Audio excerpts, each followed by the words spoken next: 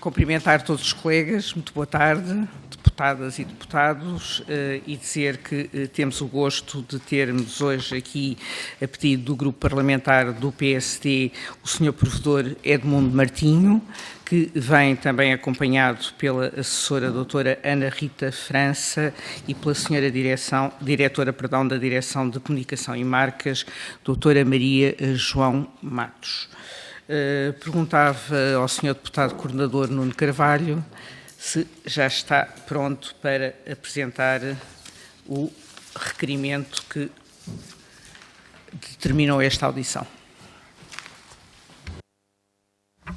Já, Sr. Presidente, começar por cumprimentá-la a si, os Srs. Deputados, e cumprimentar os presentes, na pessoa do Dr. Edmundo Martinho, as pessoas que acompanham, e agradecer muito a disponibilidade para este requerimento que o PSD solicitou. E tal como mencionava o requerimento, o objetivo é naturalmente perceber numa instituição da importância que a Santa Casa de Misericórdia tem, aquilo que é o seu papel em duas dimensões e num contexto. E o contexto é, tal como o Sr. Provedor em tempos mencionou, quando nós sofremos com a pandemia, com esta vaga terrível que foi a Covid-19, houve um contexto de contração económica, genericamente em todos os setores, na qual também aquilo que é o negócio principal da Santa Casa de Misericórdia não escapou. E, portanto, se bem me recordo, houve uma quebra de receitas acentuada, que publicamente até chegou a mencionar, sendo que na altura o Grupo Parlamentar do PSD, inclusive, até verificou que, face àquilo que era, face à quebra de vendas que se registava no que diz respeito ao negócio do jogo e àquilo que, inclusive, estava previsto no Orçamento de Estado Suplementar, havia um diferencial que, naturalmente, não fazia sentido, porque o Sr. Provedor indicava, se não estou a erro, uma quebra de aproximadamente 40%, e o próprio orçamento, ainda que é um orçamento, como é óbvio, é sempre previsional, mas previa um valor igual aos outros anos.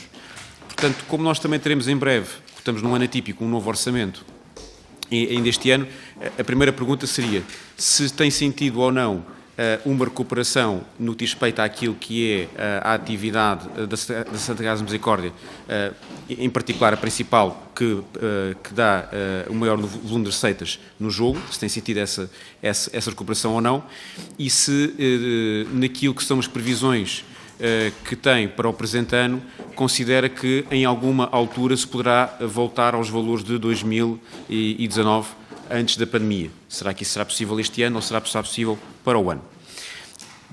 Porque é que esta questão também se torna relevante? Naquilo que é o papel da Santa Casa de Misericórdia, há uma outra dimensão, que é o seu papel quase que de substituição, por assim dizer, à Segurança Social. Portanto, se a memória não me falha, houve um acordo que foi assinado que inicialmente previa apenas o Conselho de Lisboa e houve um alargamento geográfico naquilo que é a colaboração da Santa Casa de Misericórdia com o Instituto de Segurança Social e que praticamente cobre, quase por assim dizer, o papel que a Segurança Social desempenha no Conselho de Lisboa e agora, mais recentemente, no Distrito de Lisboa. E dentro desse contexto, perguntar se, enfim, tem sentido de facto algum aumento naquilo que são as necessidades que se verificam neste trabalho da Segurança Social, considerando até o próprio contexto. E isto interessa porquê? Porque temos, simultaneamente, uma dificuldade nas receitas e, por este lado, então, pode haver uma maior exigência pelo lado da despesa. E, portanto, perceber-se, de facto, como é que estas duas linhas, a das despesas e das receitas, em particular neste trabalho que a Misericórdia tem na área da Segurança Social, se ele tem-se tornado mais exigente ou não. A outra dimensão que gostaríamos de perguntar está relacionada também com o recente investimento que foi feito na Cruz Vermelha, onde era bem sabido as dificuldades que a instituição tinha. Houve até recentemente uma nova alteração que diz respeito à sua administração, coisa que o Grupo Parlamentar do PSD, matéria que o Grupo Parlamentar do PSD já tinha apontado e que achava de facto que era importante dar um sinal claro na alteração daquilo que é a administração. Houve uma recente alteração e com esta alteração gostaríamos de perguntar se há uma perspectiva de recuperação da Cruz Vermelha em duas valências, uma naturalmente na área da saúde e nos cuidados, que são fundamentais, mas também pelo hospital, que naturalmente tem, que é uma referência, mas também do ponto de vista financeiro, se a instituição continua a ser exigente e se o passivo continua a manter-se e a aumentar, ou se eventualmente ele está controlado e há alguma perspectiva dele poder vir a ser, pelo menos, estancado e não vir a aumentar todos os anos, como de resto publicamente também tem referido. A última questão que gostaríamos de colocar no que diz respeito àquilo que é o papel importante que a Santa Casa tem é se existe a perspectiva de algum tipo de investimento em duas dimensões. Uma, na dimensão da receita, e, portanto, se há alguma área a nível do imobiliário, a nível do jogo, onde a Misericórdia perspectiva ter algum aumento de receita face a algum investimento que tenha realizado ou tenha em perspectiva. E outra é se existe alguma perspectiva de eventualmente haver um alargamento nesta colaboração que a instituição tem com os diferentes setores do Estado, na área da saúde, da segurança social, como já foi referido, se há de facto aqui uma perspectiva de haver algum alargamento naquilo que é a sua missão de serviço público para alguma área nova fora da saúde ou da segurança social, ou eventualmente intensificar até a colaboração na área da saúde ou da segurança social. Muito obrigado, Sr. Presidente. Muito obrigado, Sr. Deputado. Tem agora a palavra o Sr. Provedor da Santa Casa de Misericórdia de Lisboa, o Sr. Dr. Edmundo Martinho, aliás, professor honoris causa, que tem 10 minutos para fazer a sua intervenção inicial. Muito obrigado, Sra. Presidente. Senhoras e senhores deputados, Sr. Deputado, muito obrigado. Antes de mais, é um gosto estar aqui. Pena que seja por estas razões, mas, enfim, faz parte da nossa responsabilidade e agradeço-lhe imensas questões que coloca, porque são também uma oportunidade para podermos tentar, pelo menos, clarificar alguns aspectos relevantes daquilo que se tem passado com a Santa Casa da Misericórdia de Lisboa e aquilo que está, sobretudo, perspectivado para os próximos tempos. Se me permite fazer apenas um muito ligeiro enquadramento sobre a questão das receitas e a forma como tem sido o comportamento das receitas ao longo destes anos.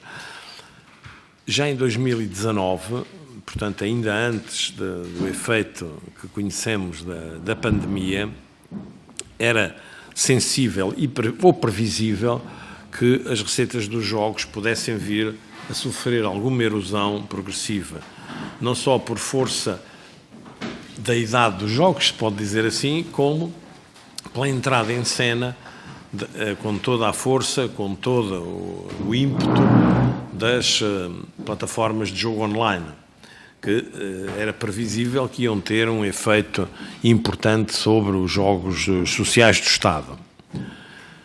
E nessa perspectiva, já nessa altura, ainda antes de anteciparmos aquilo que podia vir a seguir com a questão da pandemia, nós nos tentámos preparar e precaver. E como?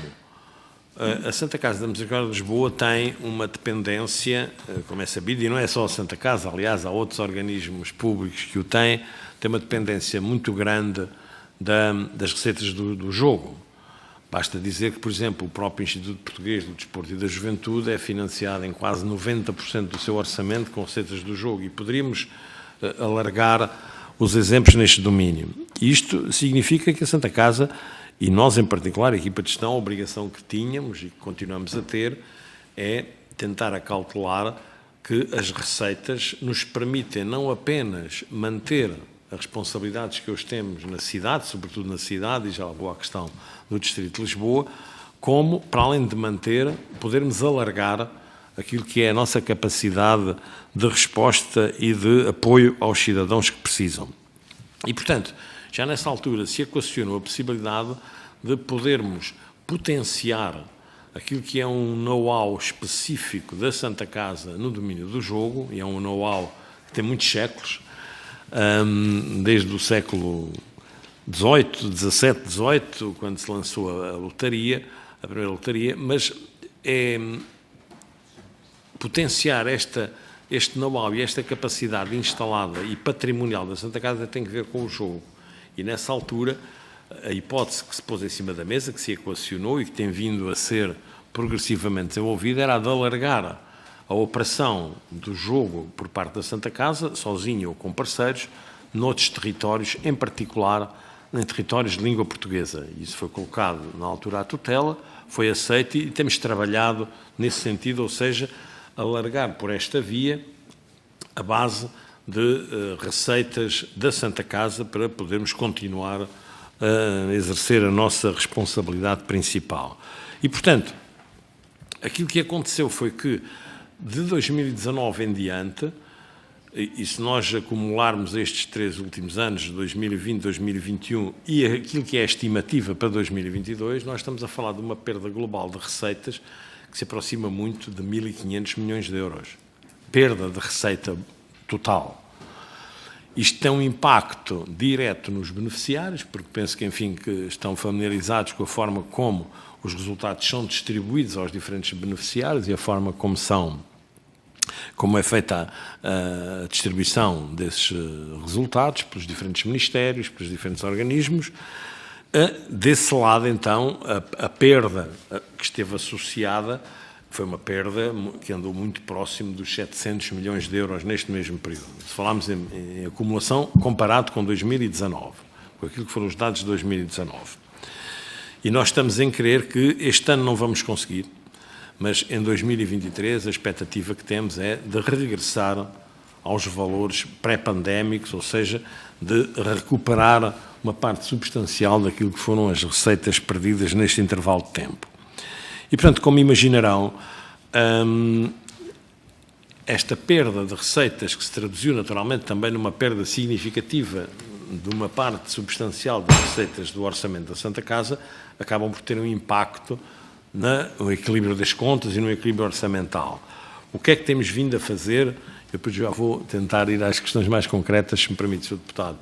O que temos vindo a fazer é, de um lado, recorrer àquilo que eram saldos transitados da Santa Casa. A Santa Casa tinha capacidade disponível que temos vindo a utilizar para compensar aquilo que são os desequilíbrios orçamentais em cada um dos anos e, simultaneamente, um esforço do lado dos custos, naquilo que são custos onde podemos intervir sem prejuízo da atividade que temos que levar a cabo, isso de um lado, e, por outro, esta tentativa de aumentar as receitas por via, particularmente, da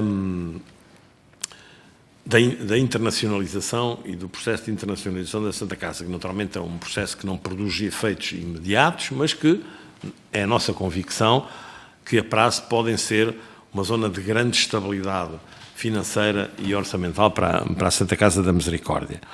E, portanto, este é, em traços muito gerais, o quadro da situação que estamos a viver. É verdade que, durante este período de tempo, aconteceu uma coisa que o Sr. Deputado referiu, que foi, no lado dos custos, o movimento de sentido inverso. Ou seja, enquanto as receitas se contraíam, os custos aumentavam. Porquê? Porque houve aqui um aumento muito significativo das solicitações e dos apoios. Eu, só para vos dar um exemplo, e eles poderiam multiplicar-se, nós, no último ano, 2021, retirámos dos hospitais de Lisboa quase 1.500 pessoas. E retirar dos hospitais não foi transportá-las para casa, foi assegurar que no regresso a casa, quando podiam, passavam a ter apoio domiciliário e quando não podiam, alojá-las em equipamentos coletivos que lhes permitissem, obviamente, ter melhor qualidade de vida. Isto, como imaginam, tem um peso brutal, para não falar do apoio aos requerentes de asilo e refugiados, que aumentou muito durante este período, porque foi um período em que não houve quase movimentação desse tipo e, pelo contrário, recebemos e apoiamos um conjunto de outras pessoas e, portanto, há aqui um aumento significativo da procura do apoio da Santa Casa. A situação na cidade de Lisboa tem vindo a alterar-se. Como o Sr. Deputado dizia, nós temos um acordo através do qual nos substituímos à Segurança Social na cidade de Lisboa, que foi alargado, como muito bem diz, ao Distrito de Lisboa, nas áreas dos processos tutelares cíveis, apoio aos tribunais e dos processos de promoção e proteção e apoio às comissões de proteção de crianças e jovens, que antes só tínhamos em Lisboa e que passámos a ter num conjunto de concelhos do Distrito de Lisboa. E, portanto, tem sido esse é essa um bocadinho a realidade que hoje vivemos. Estamos, como digo, em permanente observação da situação e na procura de soluções. As soluções não são fáceis do ponto de vista da receita, porque, como digo, a dependência da receita dos jogos sociais de Estado é muito grande e, portanto, não é rapidamente que se consegue encontrar aqui uma solução de substituição. A questão do alargamento da atividade, o alargamento da atividade tem um bocadinho a ver com isto que eu dizia, ou seja, aumento cada vez maior, porque, se me permite, só havia um pouco esta ideia de que a Misericórdia apoia sobretudo as pessoas de muito baixos rendimentos.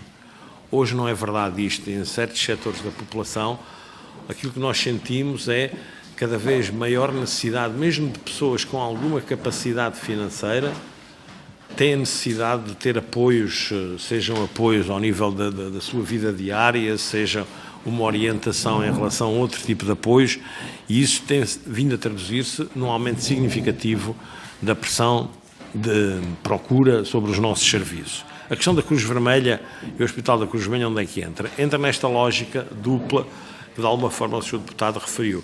De um lado, esta questão que é, nós tornamos mais complexa a nossa presença em termos de respostas de saúde, e a Santa Casa tem, basicamente, duas grandes unidades hospitalares, que são o Centro de Reabilitação do Alcoitão e o Hospital de Santana na Parede, um hospital ortopédico, e a ideia que tínhamos era que o Hospital da Cruz Vermelha podia acrescentar capacidade e valor à Santa Casa dos vários pontos de vista, quer do ponto de vista da resposta de saúde, quer com sinergias óbvias com aquilo que é a nossa própria atividade, quer até do ponto de vista do investimento financeiro, porque a expectativa em que nos colocámos no Hospital da Cruz Vermelha foi também essa, ou seja, contribuir para revitalizar aquele hospital, de alguma maneira, porque entendíamos e continuamos a entender que é uma peça essencial da resposta de saúde em Lisboa e mais do que Lisboa,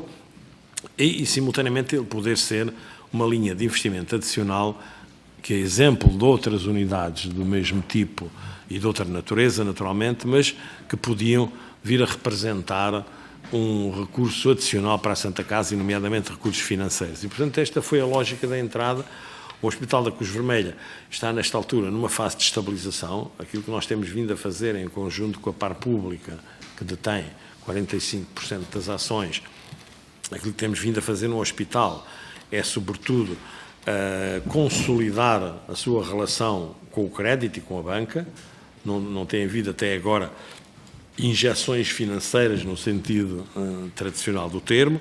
Aquilo que temos vindo a fazer é suportar o recurso por parte da sociedade gestora do hospital ao crédito bancário, obviamente com uma preocupação permanente, e esta equipa está muito empenhada nisso, a equipa que está hoje a administrar o hospital, com esta preocupação permanente do saneamento das contas e da consolidação da situação financeira do hospital, que estamos em querer conseguiremos seguramente, no prazo máximo de um ano e meio, ter a situação, desse ponto de vista, estabilizada. E, portanto, é um pouco isto. Peço desculpa. Desculpem, já me excedi. Muito obrigada, Sr. Professor. Desculpe, Sr. Presidente. Não, por amor de Deus, terá com certeza a oportunidade de responder e desenvolver o raciocínio, porque vamos ter questões que são colocadas pelos grupos parlamentares, desde logo pelo Partido Socialista, a deputada Cristina Sousa. Muito obrigada, Sra. Presidente. Cumprimento também a Sra. Presidente, os senhores e senhores deputados. Cumprimento em particular o Sr. Provedor da Santa Casa de Misericórdia, Dr. Martinho. É um gosto revê-lo novamente, hoje noutras funções, quer o Sr. Doutor, quer eu própria, e agradeço desde já a disponibilidade que manifestou para estar connosco nesta audição. Então, eu começaria por dizer que a Santa Casa da Misericórdia de Lisboa é uma instituição de referência em Portugal, todos sabemos isso, pelo papel que desempenha e o lugar que ocupa na sociedade portuguesa. É uma instituição que, desde a sua fundação, e já lá vão cerca de 5 séculos, tem como principais desafios o apoio à população, muito em particular à população mais vulnerável, e, nesse sentido, tem-se pautado ao longo dos anos por prestar um serviço de grande proximidade nas várias áreas de atuação.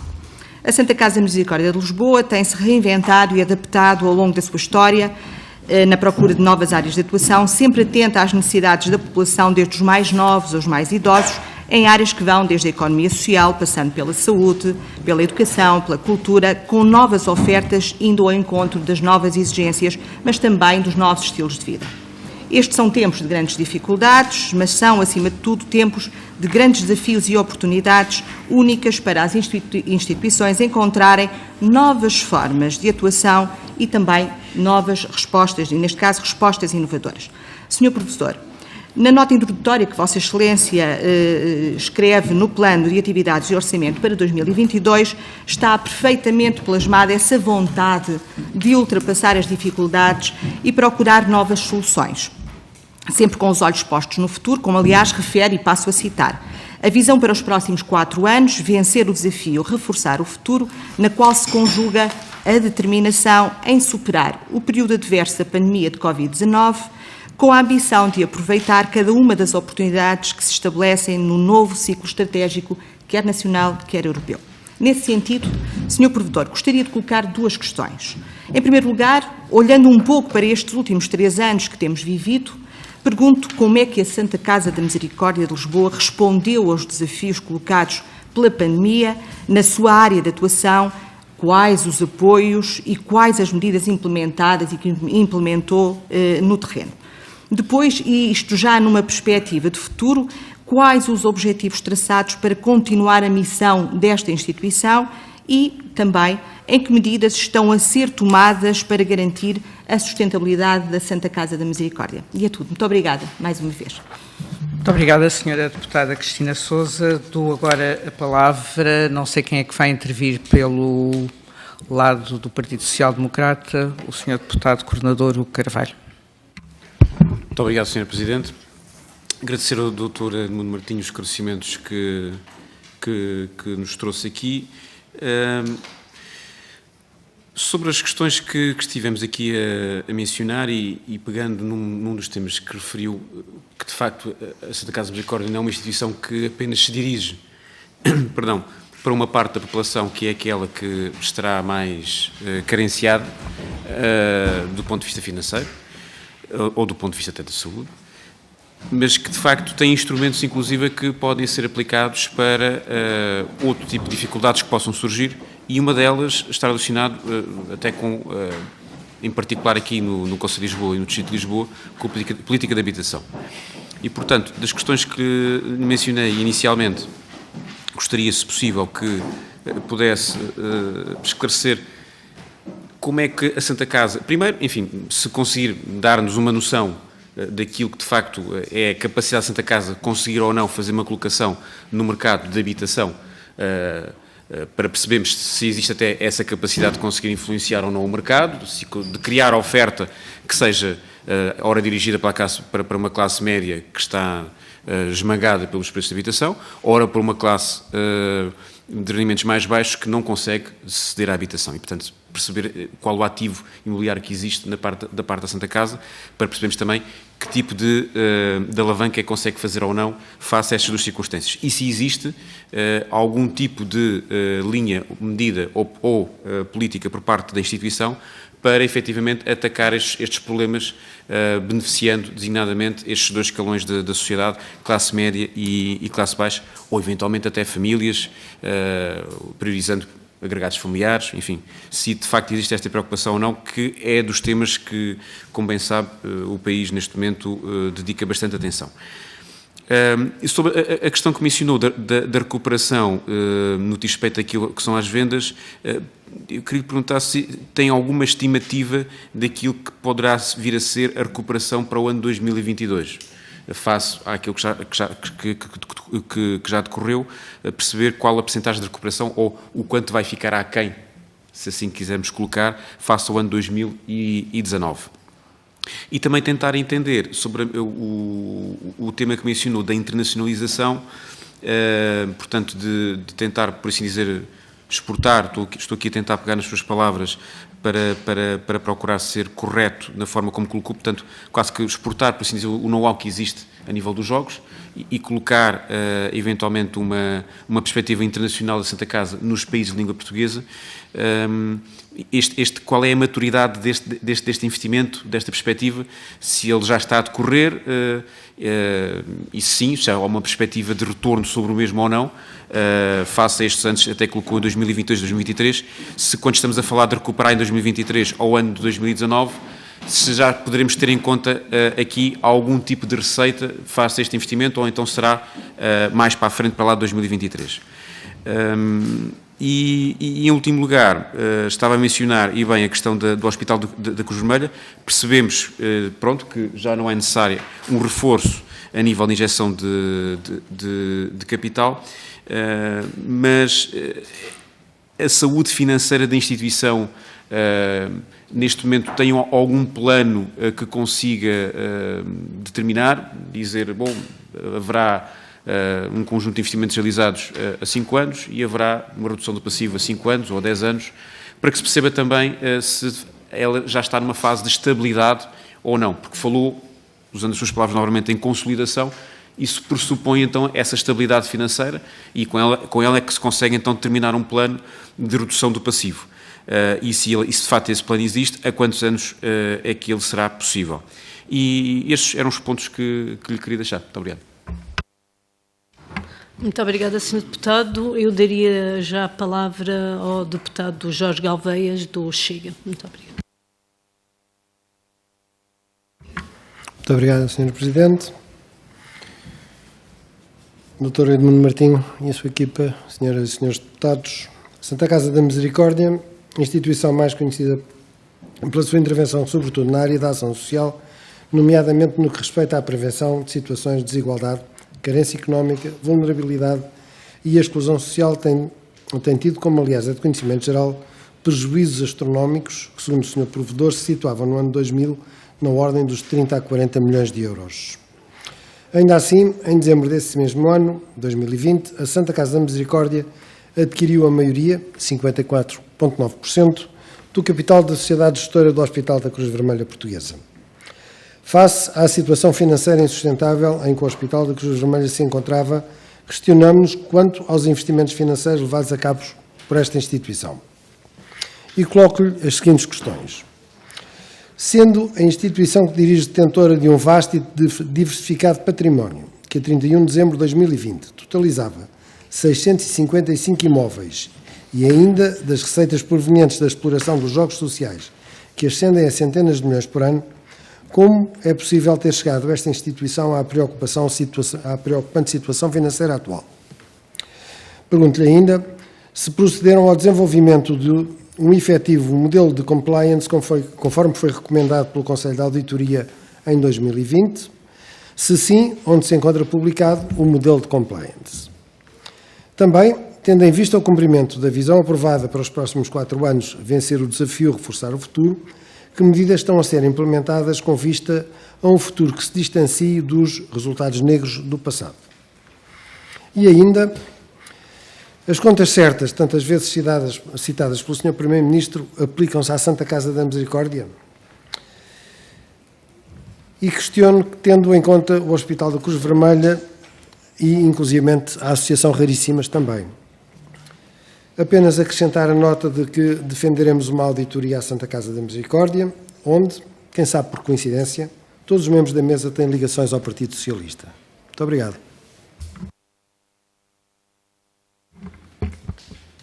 Obrigada. Daria a palavra ao deputado Rui Rocha, da Iniciativa Liberal. Muito obrigada. Muito obrigado, Sra. Presidente. Cumprimento o Sr. Provedor e toda a equipa presente, bem como os Srs. Deputados. E tinha basicamente 3 perguntas para fazer. A primeira é se na perspectiva que tem sobre a evolução das contas da Santa Casa da Misericórdia de Lisboa, estão já adaptadas a um cenário de crise em que estamos e que provavelmente vai se aprofundar nos próximos meses. Isso tem 2 consequências. Eventualmente, alguma limitação da receita do jogo, porque na medida em que as pessoas não tenham disponibilidade para necessidades básicas, isso de alguma maneira poderá afetar a sua capacidade e a sua vontade de investirem em jogo, e também do ponto de vista das próprias solicitações que a Santa Casa da Misericórdia terá nos próximos meses, que provavelmente serão crescentes em função da evolução do contexto que atravessamos. Depois, o Sr. Provedor referiu um conjunto de medidas do ponto de vista dos custos que terão concretizado, e a pergunta tinha a ver de que medidas estamos a falar e qual o seu impacto em termos globais, quanto é que isso permite reduzir e de que medidas concretas estaremos a falar na medida em que seja possível detalhar isso. Por último, quanto ao projeto de internacionalização, eu fiquei com dúvida se trata de um projeto que tem a ver mais com consultoria e, portanto, vender, entre aspas, conhecimento da Santa Casa relativamente a entidades locais depois que possam fazer a exploração do jogo nesses locais, ou se trata da própria Santa Casa estar representada localmente, eventualmente em parceria com entidades locais, a explorar o jogo nesses países de língua oficial portuguesa. Portanto, dúvida quanto ao modelo e depois dúvida também quanto ao que, independentemente do modelo, isso poderá valer de receitas e qual é a expectativa no médio prazo, uma vez que imagino que no curto não seja ainda concretizável, de receita que isso poderá trazer à Santa Casa. E de momento era isto. Muito obrigado. Com licença. Muito obrigada, Sr. Deputado. Eu agora daria a palavra ao deputado José Soeiro, do Bloco de Esquerda. Muito obrigada. Muito obrigado, Sra. Presidente. Queria também cumprimentar o Sr. Provedor da Santa Casa da Misericórdia de Lisboa. O requerimento foi do PST, não foi do Bloco de Esquerda, nem os termos do requerimento do PSC seriam os termos de um requerimento do Bloco de Esquerda. Em todo caso, queria só acrescentar algumas perguntas, acho que já foram feitas. A primeira é, o Sr. Provedor anunciou aqui a expectativa de que em 2023 se regresse aos valores pré-pandémicos em termos de receitas, se percebi bem. Pergunto-lhe se isso por si só garantirá contas sustentáveis da Santa Casa e se existem também novas áreas de investimento, para além das que já foram aqui referidas, nomeadamente nas tais respostas inovadoras de cuidados sociais que precisem de mais receita e de mais investimento. Queria também perguntar-lhe, na sua opinião, quais são os investimentos problemáticos da Santa Casa, aqueles que, de alguma forma, não se compatibilizam com a própria missão da Santa Casa da Misericórdia.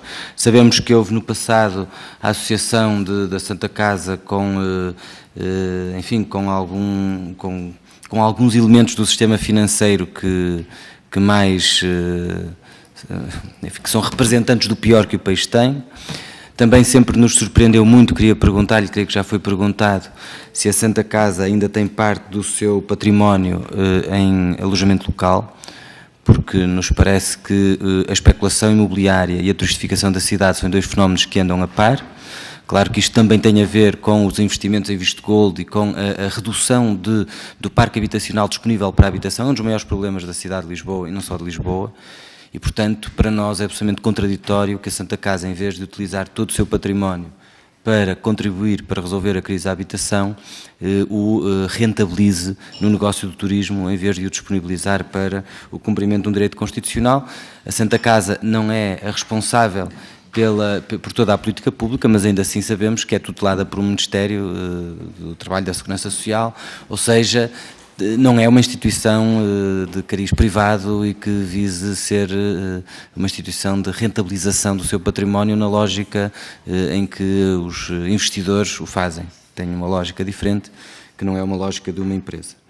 E, portanto, também queria perguntar, do ponto de vista da habitação, como é que está distribuído o vastíssimo património que a Santa Casa tem em termos dos seus usos e da sua, digamos, do estatuto com que está a ser utilizado.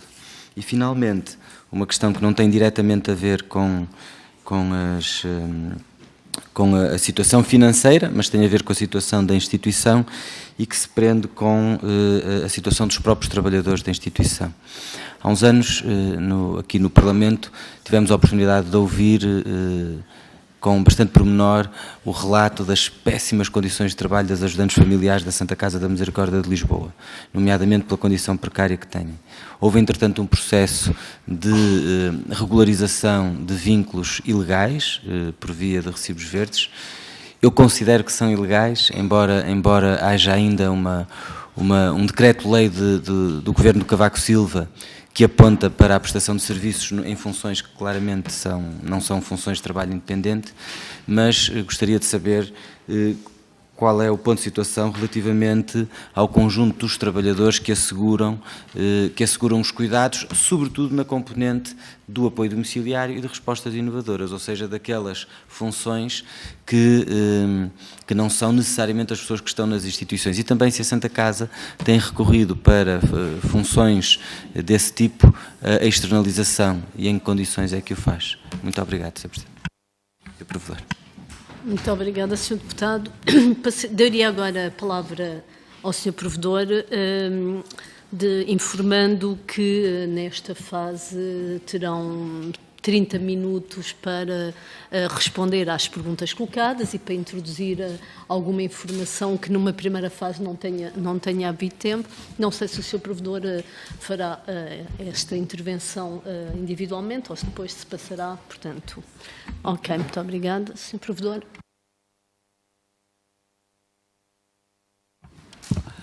Se me permite, Sr. Presidente, senhores deputados, senhoras e senhores deputados, eu não iria seguir a ordem das apresentações, mas tentaria seguir alguma ordem temática, se me permitem, não é? E talvez começasse pela questão da habitação, que é hoje naturalmente uma preocupação para todos nós no país, Lisboa em particular, que sofre aí uma pressão acrescida, e dar nota que, relativamente ao património imobiliário da Santa Casa da Misericórdia, ele tem uma característica, ou enfim, duas características relevantes. O primeiro é que, na sua esmagadora maioria, é património que está afeto à atividade da própria Santa Casa. Ou seja, se nós olharmos para aquilo que é a listagem de património imobiliário, os bens mais expressivos, quer do ponto de vista da sua dimensão, quer da sua localização, é património que está afeto à atividade da Santa Casa. Depois, há toda uma outra dimensão do património, esse sim, com uma capacidade de arrendamento, habitacional ou não habitacional, que tem vindo progressivamente a ser colocado no mercado, e eu já vou tentar detalhar alguns aspectos sobre essa matéria. Dizendo, no entanto, uma questão que para nós é muito crítica, vamos a ver, o património imobiliário da Santa Casa resulta, em grande medida, de doações de pessoas que, por sua vontade, obviamente, doam bens imobiliários à Santa Casa, o que significa dizer que é um património particularmente disperso, ou seja, são muitas frações dispersas, são poucas as unidades deste tipo que têm uma configuração de maior dimensão, e aquelas que existem são fruto de algum esforço de investimento também que foi sendo feito ao longo do tempo. E, portanto, esta fragmentação no território das frações que são propriedade da Santa Casa não facilitam a adoção de práticas, como é que direi, suficientemente organizadas e planeadas deste ponto de vista. Aquilo que temos procurado fazer, ainda agora está em curso um processo desses, é, por exemplo, encaminhar para arrendamento jovem um conjunto de frações. Ainda agora ficou pronto na Rua dos Douradores, aqui na Baixa, numa zona privilegiada, um prédio inteiro que foi todo reabilitado e que está vocacionado para aquilo que chamamos comumente nós o arrendamento jovem em condições especiais para quem queira promover este tipo de arrendamentos. Isto a par de alguns investimentos que pararam, deste ponto de vista. Eu dou apenas dois exemplos concretos, um que é um terreno na Avenida das Forças Armadas e outro que é um terreno no Rio Seco, ali à Ajuda. foram investimentos que pararam, que estavam previstos para este ano, 2022, 2021, 2022 e 2023, pararam por razões que têm a ver com a capacidade orçamental de avançar com investimentos daquela grandeza. Estamos, nesta altura, a avaliar possibilidades distintas de financiamento para poder avançar. E estes empreendimentos tinham uma vocação de se inscreverem naquilo que é a política de rendas acessíveis que a Câmara Municipal de Lisboa tinha em curso e tinha desenhado, e penso que tem ainda desenhado. E, portanto, estamos, no que diz respeito ao arrendamento, a preocupação que temos tido é, no arrendamento urbano, habitacional, a preocupação que temos tido é, de um lado, a obrigação de rentabilizar de alguma forma o património e, do outro, de encaminhar e disponibilizar para soluções de acessibilidade acrescida algumas das frações que estão disponíveis. A par de um outro movimento que significa a recuperação de alguns equipamentos. Dou um exemplo, o Convento de Santos o Novo, ali a seguir a Santa Apolónia, não sei se conhecem, uma construção enorme que está em Santa Apolónia, que tem sido até agora um chamado recolhimento, um dos recolhimentos da capital, e que estamos, em conjunto com a Universidade de Lisboa, a preparar-nos para promover ali residências para estudantes. Ou seja, a nossa preocupação tem sido, de um lado, naquilo em que o património pode ser uma fonte de receita para a Santa Casa, mas será sempre uma fonte de receita marginal, desculpem uma expressão, se comparada sobretudo com a receita que resulta da exploração do jogo, é, para além desse aspecto, que é a rentabilização no mercado do património, é mobilizar para soluções, como é que direi, de apoio particular a grupos concretos. Outro exemplo, a questão do alojamento urgente e temporário. Já deslocámos para este projeto do alojamento urgente e temporário um conjunto de espaços na cidade que vão ser reabilitados e recuperados para poderem acolher estas situações.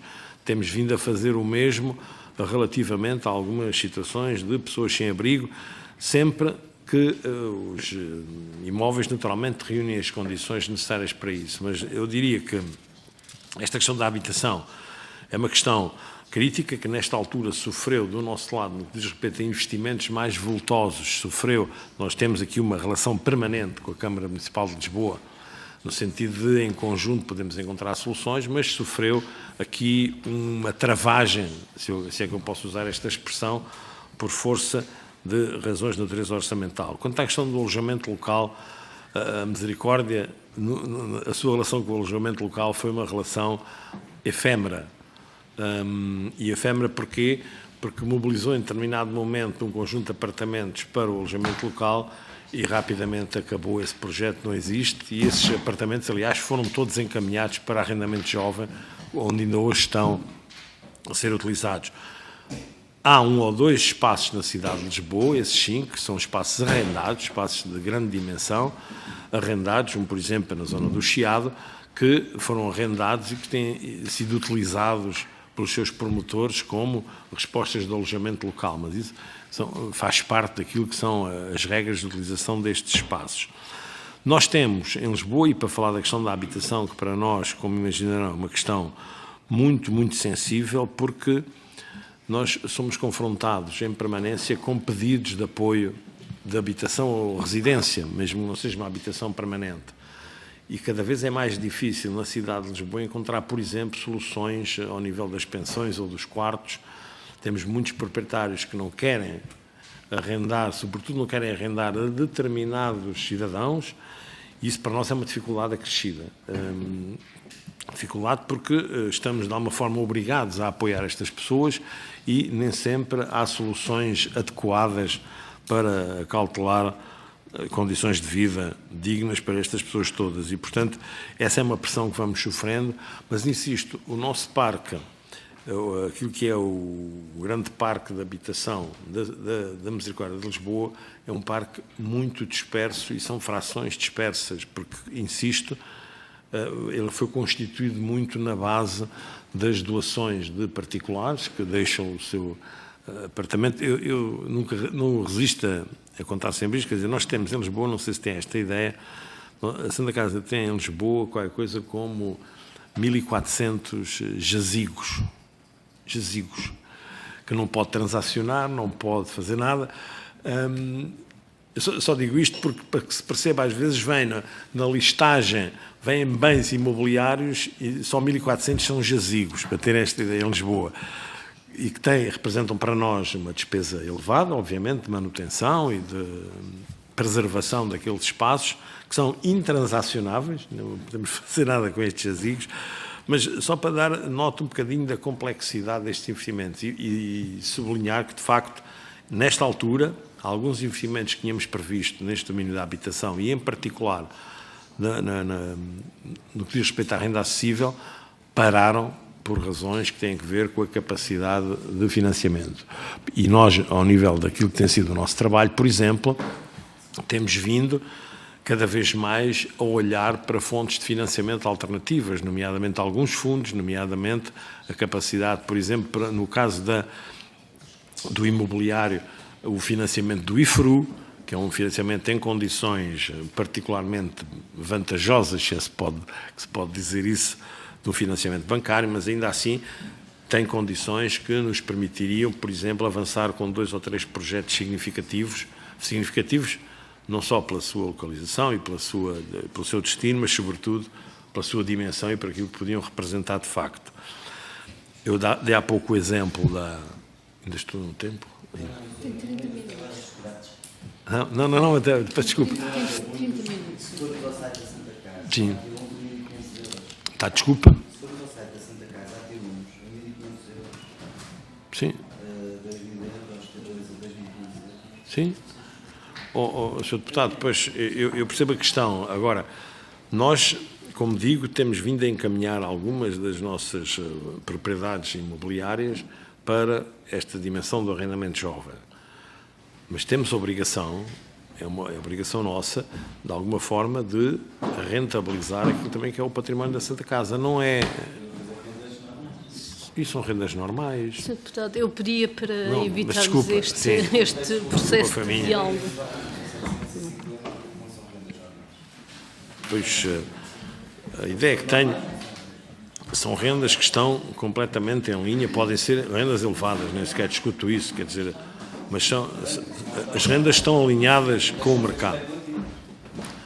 Pois, enfim, não sei, poderíamos discutir esse assunto, não é essa a consideração que fazemos, mas naturalmente que pode ser feita essa leitura.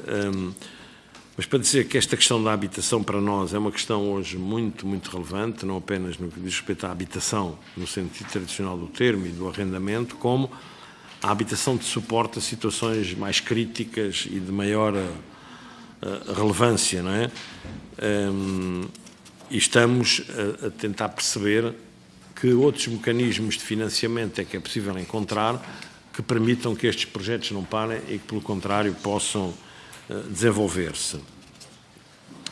Depois a questão da internacionalização, se me permite uma nota sobre este assunto.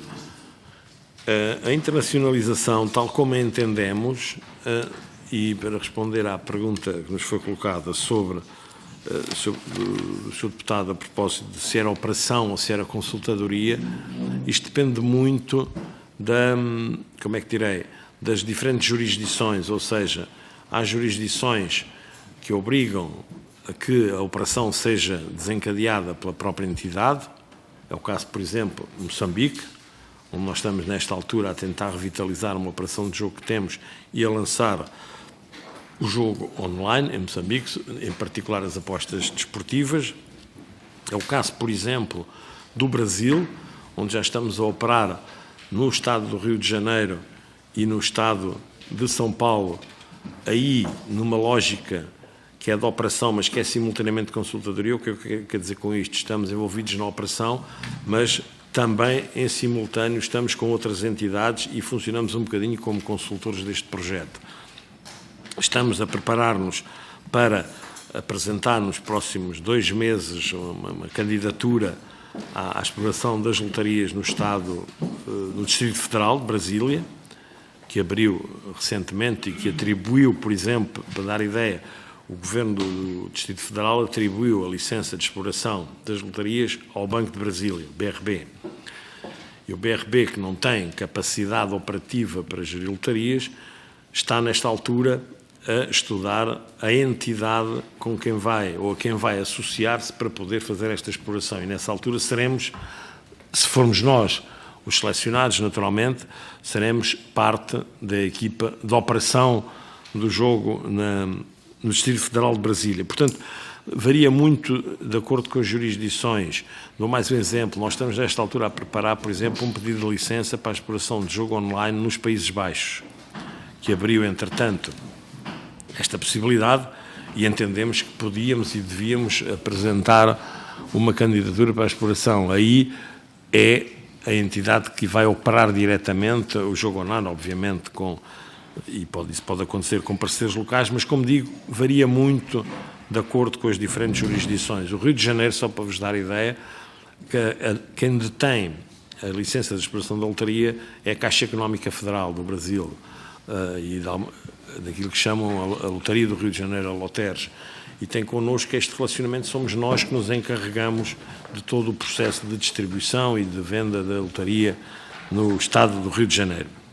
Portanto, insisto, peço desculpa, mas tem muito que ver com as diferentes jurisdições e os diferentes enquadramentos normativos dos vários países. E, portanto, em relação à internacionalização, aquilo que gostava de dizer é que a nossa expectativa é que, em relação a estes mercados, se é que posso usar esta expressão, a estes territórios, são territórios com enorme potencial, sobretudo se pensarmos no Estado de São Paulo, sobretudo se pensarmos nos Países Baixos, e que temos para nós que, no prazo de 2 anos, 3 anos máximo, podem significar um retorno muito significativo para a Santa Casa deste investimento que estamos a fazer, que é, nesta altura, um investimento, sobretudo, de know-how, é um investimento ao nível, obviamente, algum investimento financeiro, é indispensável, até porque as regras dos diferentes países assim o exigem, mas estamos, como digo,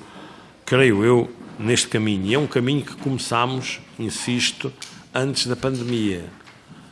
Porquê é que eu digo isto e porquê é que eu sublinho este aspecto? Porque esta questão da erosão das receitas do jogo é previsível. Isto não acontece só em Portugal e, portanto, é a nossa obrigação tentarmos precaver-nos e encontrar aqui soluções alternativas ou complementares do lado da receita. E, portanto, estamos, de alguma maneira, nesse aspecto, a procurar que tudo isto se traduza em sustentabilidade acrescida para a Santa Casa. Porque o importante, indiretamente à questão que a senhora deputada colocou, este período da pandemia permitiu-nos aprender muita coisa, sabe?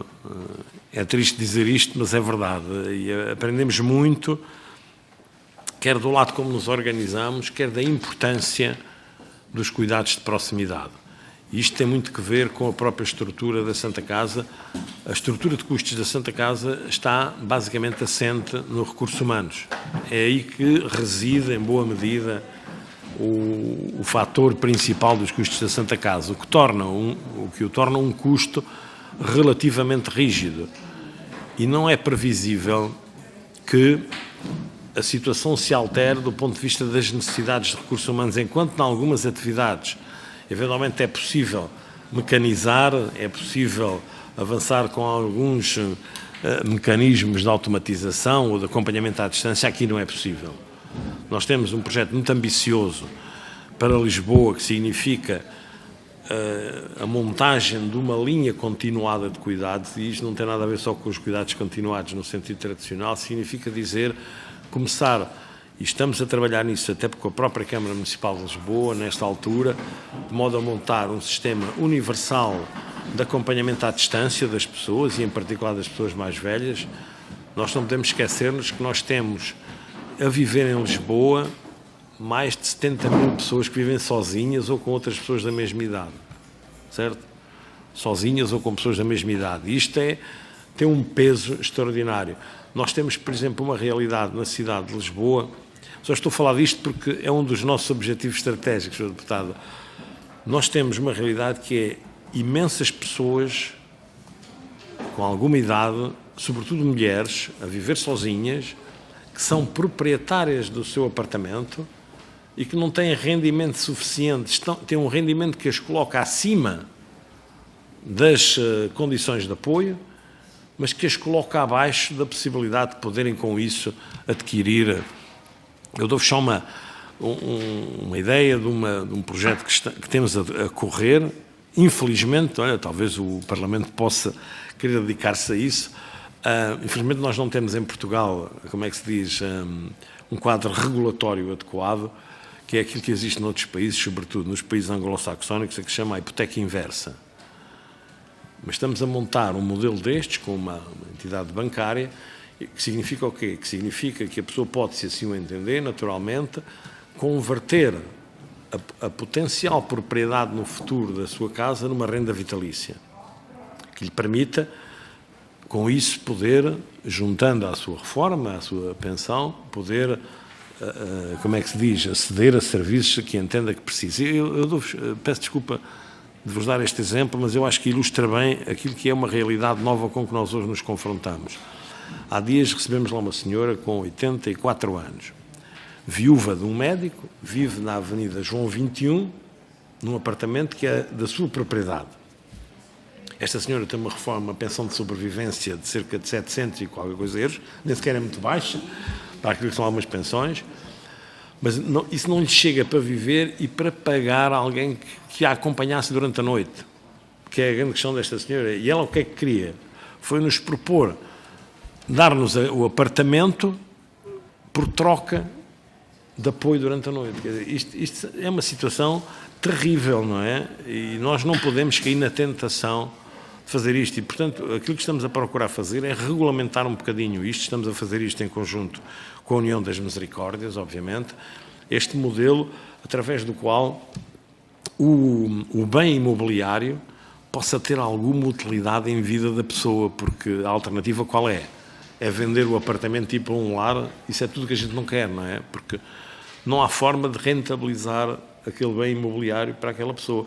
Eu peço desculpa de dar este exemplo, mas tem um bocadinho a ver com isto, com este modelo que queremos instituir na cidade de Lisboa, e que tem a ver com isto, que é a misericórdia não pode focar-se exclusivamente hoje nas situações que têm a ver com carência económica. Naturalmente que essas são prioritárias, como é óbvio, mas há hoje muitas situações de carência e de fragilidade na cidade que estão para além da dimensão financeira e económica. E nós temos de ser capazes de dar resposta. E para isso é preciso cuidados. É preciso qualificar, e estamos a fazer esse trabalho, e agradeço a pergunta sobre a questão das nossas ajudantes familiares, que hoje tem uma situação regularizada. Hoje, basicamente, não temos ninguém em prestação de serviços, exceto aquelas pessoas que quiseram manter essa condição. Nós abrimos a possibilidade, foram praticamente todas contratadas, foram quase 700 pessoas que entraram para os quadros da Misericórdia por essa via, deixaram de ter contratos de prestação de serviços, passaram a ser trabalhadoras e tem funcionado lindamente, mas temos um problema, que é a capacidade de contratação. Não é uma situação fácil, e que não é uma situação só em Portugal. Devo, aliás, dar-vos nota disso.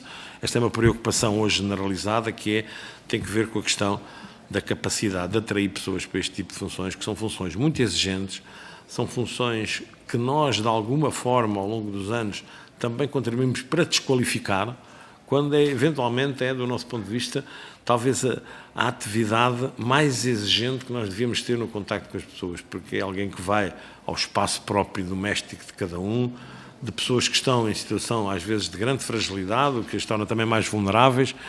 E, portanto, nós estamos nesta altura a trabalhar na nossa área de recursos humanos num modelo que permita elevar o estatuto desta profissão e deste trabalho e com a elevação do estatuto, eventualmente conseguir melhores condições de atração. Mas não temos, nessa área, não temos nenhum trabalho externalizado. Temos, sim, na área da enfermagem. Aí é verdade que sim, nós abrimos há pouco tempo a Unidade de Cuidados Continuados Rainha Dona Leonor, na Estrela.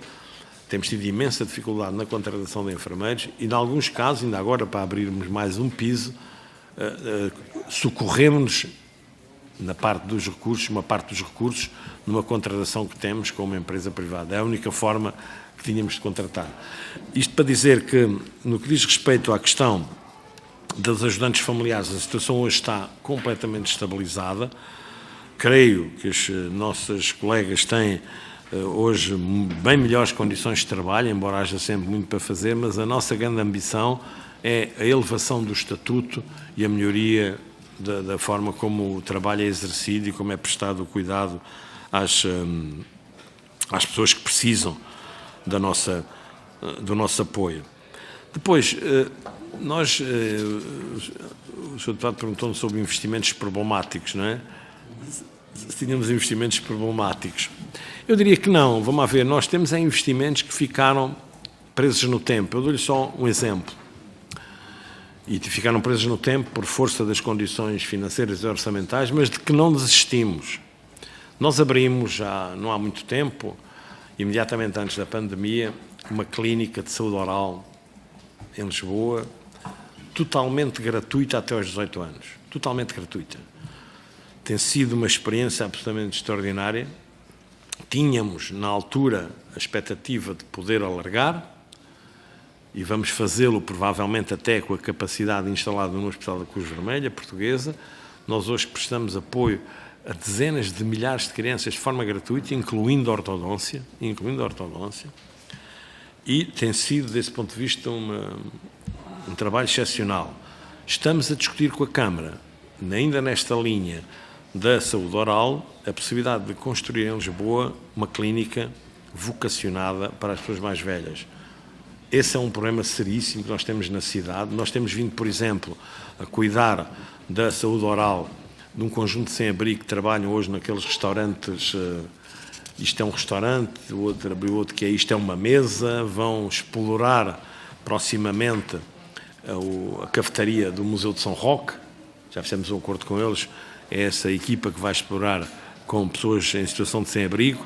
Nós temos cuidado da saúde oral dessas pessoas. Mas isso hoje é um problema seríssimo na cidade de Lisboa. Desculpem-me aquilo que eu vou dizer, os nossos velhos, de uma forma geral, são desdentados e não têm dinheiro para as próteses e para os cuidados de saúde oral. E isso tem repercussões tremendas em todas as dimensões da vida, que não apenas estética. E, portanto, nós queríamos fazer, e temos o espaço identificado, em conjunto com a Câmara de Lisboa, podemos fazer aqui uma grande clínica vocacionada para estas pessoas, porque entendemos que esse é um papel também da misericórdia. E para voltar à questão da saúde, nós temos aqui estas duas grandes ambições. Uma é sermos complementares do Serviço Nacional de Saúde. Nós temos pronto, em Monsanto, em pleno Mata de Monsanto, um equipamento, em frente à Embaixada do México, ali junto àquela rotunda grande, onde era a fábrica da Rajá. Não se lembram disso, mas havia ali uma fábrica de antes de gelados Rajá. Foi todo reconstituído, está um edifício equipamento maravilhoso, magnífico, está pronto. Queremos vocacioná-lo para a área das demências, quer enquanto resposta residencial, quer enquanto resposta de dia, e estamos, nesta altura, em negociações com a ARS, com o Ministério da Saúde, para podermos rapidamente disponibilizá-lo à população. Portanto, a nossa ambição é um bocadinho esta, é sermos complementares e preenchermos lacunas que o sistema não abrange. Esta questão da saúde oral para nós, por exemplo, é crítica e queríamos ter alargado isto aos rastreios visuais e auditivos das crianças, porque é uma outra dimensão com que nos confrontamos regularmente. E, portanto, estamos a trabalhar para melhorar muito a nossa capacidade, a qualidade do trabalho que fazemos, porque temos esta consciência de que é sempre possível melhorar, mas há aqui esta preocupação, de facto, com a sustentabilidade financeira e temos que dar passos muito significativos e sólidos nesse sentido, que vão do lado da receita, por um lado, e, por outro lado, do lado dos custos, naquilo que são custos onde é possível intervir. Eu dou-vos um exemplo, creio que foi até colocada essa questão sobre os custos e o modo como estes custos podem ser, de alguma forma, melhor geridos. Tudo o que tem que ver com a segurança das instalações, por exemplo. Nós temos tido esta prática que, ao longo dos anos, temos segurança física em quase todos os equipamentos. Na maior parte dos equipamentos, ou em muitos dos equipamentos, isso não é necessário. Nas creches isso não é necessário. Nós vamos agora abrir mais creches na cidade de Lisboa. mas não há nenhuma necessidade de ter segurança física, não é? Basta que haja acompanhamento por colaboradores nossos, por trabalhadores da Santa Casa. Este é um exemplo concreto, se calhar é um exemplo menor, digamos assim, mas é representativo daquilo que é uma preocupação que temos de um rigor cada vez maior na forma como a Santa Casa gera e consome os recursos que tem ao seu dispor, sem prejuízo de considerarmos que a pressão aponta toda no sentido do aumento da despesa, sobretudo a despesa que se traduz a partir de cuidados que temos que prestar e a que somos chamados, e a pressão em sentido inverso do lado da receita, com os jogos terem dificuldade em recuperar, por exemplo, desculpem de vos falar das marcas, mas é mesmo assim, durante a pandemia, durante muito tempo o Placar era dominante no mercado das apostas desportivas. Durante a pandemia houve uma transferência de apostadores do Placar para as plataformas online. E o regresso está a ser muito, muito difícil, porque, obviamente, não sei se conhecem isso, não conhecem, mas de qualquer modo as plataformas online têm um dinamismo de oferta e do tipo de apostas que o Placar não consegue ter, porque não é essa a sua natureza. Isto só para dizer que, de facto, nos confrontamos aqui com dificuldades que estamos a tentar superar, naturalmente, e essa é a nossa obrigação. E é isto, Sr. Presidente. Peço desculpa, não sei se me escapou se calhar alguma coisa, peço imensa desculpa.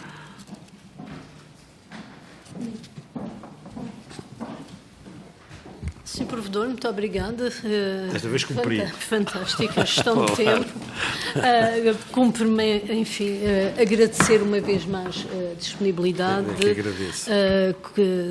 da Santa Casa para estar aqui hoje connosco, para nos prestar e para nos dar algumas informações e algumas perspectivas de futuro desta importante instituição. Portanto, muito obrigada. Nós iríamos continuar os nossos trabalhos. A Sra. Presidente deve estar a chegar, mas, portanto, 5 minutos de pequena interrupção. Peço desculpa a interrupção e retomaremos então às 4h15. Muito obrigada.